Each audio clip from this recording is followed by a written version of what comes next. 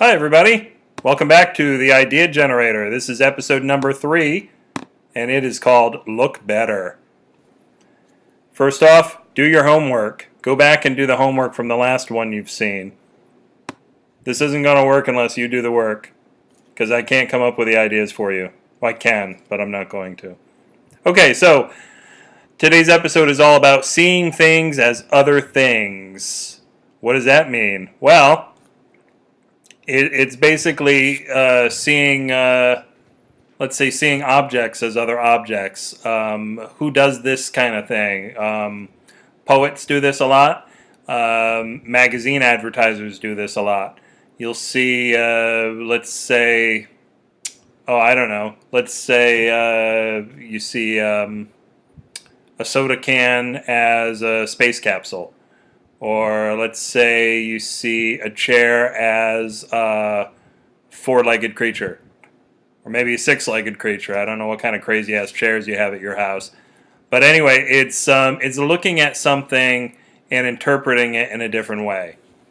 So, let's see. I have a couple other examples, actually. Like a poet might see a lizard as a sentinel because it's holding still, and it might, be guarding an entrance, or might see a street as an artery in a city. So it's about metaphors, but this also works in art. As I said, it works in advertising, graphic design. We, as humans, a large part of our brain evolved to recognize faces because different faces. It's very important to tell who's your friend and who's your foe. And because of that, we tend to see faces in all sorts of places. If we see two dots together with a third dot centered underneath them, we see a face, whether it's two eyes and a nose or two eyes and a mouth. And that's why we see images in the clouds. We see images in the patterns on a popcorn ceiling. We just have a tendency to want to make sense of the world, and that's how it manifests. So take advantage of that. Incorporate this sort of thing into your work. Banksy, for instance, the graffiti artist, uses some things on the street as part of his art, like the yellow lines on a street or fire hydrants. So see how you can incorporate the things around you into the art. It's easy to do if you're a collage artist. If you're a writer, this is where you find your metaphors, as I said before. Okay, so Picasso, here's a famous example that I love.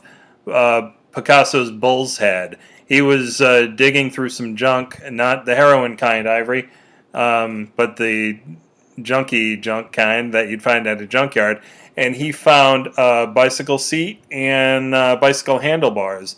And in his mind, he put them together to form a bull's head. Let me see if it'll pick up this image here. There it is. And I think that's just gorgeous, simplistic, and brilliant.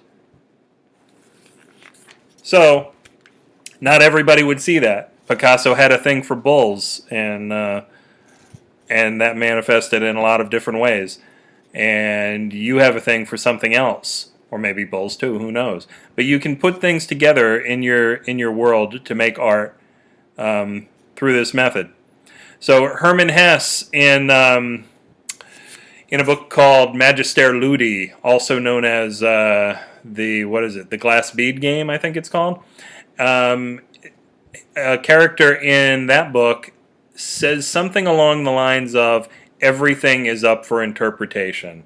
And that's true. Anything that you see, you can interpret it the way you like.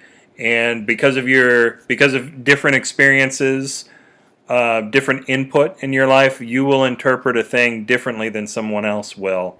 As an example, I hate dream books, for instance, books that interpret dreams for you, because everybody's experience is going to be different. And the example that I like to use is ants. If E.O. Wilson dreamt about ants, He might see them. E.O. Wilson is a biologist who loves the shit out of some ants, by the way, in case you didn't know that. He might see them as industrious. He might see them representing society or nature or something like that. If Dali had a dream about ants, ants to him meant decay, and they were kind of horrific. And when you see ants in his paintings, they represent decay. So everybody sees things differently. So fuck those dream books. And don't assume that your interpretation is a wrong interpretation. It's the right interpretation for you, and you as an artist or a creator, that's what's important. You need to bring yourself to your work. So make something out of all of this. Use these observations to make your metaphors come alive, or to use those literally as surrealism.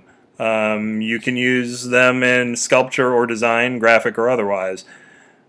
Advertising or poetry, as I said earlier. So your homework today is look at 5 things that are nearby, maybe in your house or on the street, something you can access easily.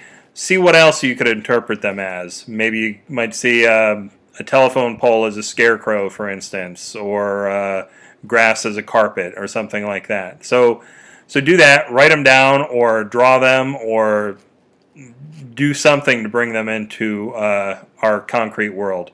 That's about it. If you want to email, it's upwithgravity@gmail.com. If you have any questions or comments, and I'm recording these out of order, and I'm recording a bunch in a row. So if you do have questions or comments, they may show up in a weird episode, out of order, or something like that. Or who knows if we'll get to them at all. But we may make a special episode just with questions and comments. And if you want to be on my mailing list, write mailing list in the email. And I think that's about it. So we will see you next episode. Have an awesome one. Go make something.